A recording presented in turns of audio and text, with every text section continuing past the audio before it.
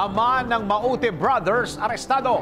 Nasa kote na ng puwersa ng pamahalaan ng ama ng Mauti Brothers na nasa likod dumano ng Marawi Siege.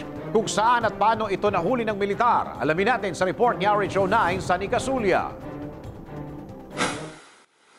Inabot ng malaking dagok ang Mauti Group na aresto ng militar si Kayamora Mauti, ama ng Mauti Brothers, na mga utak sa likod ng Marawi Siege kasama si Isnilon Hapilon ng Abu Sayyaf. Nadakip ang matandang Mauti kasama ang 4 na iba pa sa isang checkpoint sa Sirawan, Turil District sa Davao City, dakong alas 10 ng umaga kahapon. Kasama sa natiklo ang pangalawang misis nito na si Congan Alfonso Balawag, ang anak na si Norhana Balawag, manugang na si Benjarali Tingaw at ang driver na sinakyan nilang itim na Grandia van na si Aljon Salazar Ismael. Ayon kay Lieutenant Colonel Joar Herrera, spokesman ng Marawi Crisis, ang tatay ni na Abdullah at Omar Mauti, leader ng grupo, ang nagbibigay ng pondo at logistical support sa operasyon ng Mauti Brothers. Sinabi ni Herrera na si Kayamora Mauti ay bahagi ng recruiting arm ng Mauti Group at malaking kawalan ito sa mga teroristang umatake sa Marawi City.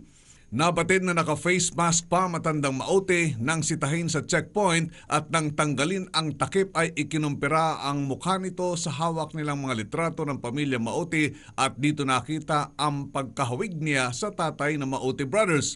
Samantala inamin naman ng mga naarestong rebelde na ninakaw nila sa land bank ang mga milyon-milyong perang nasa kote sa Marawi City habang inamin din ng land bank na nawalan sila ng malaking halaga.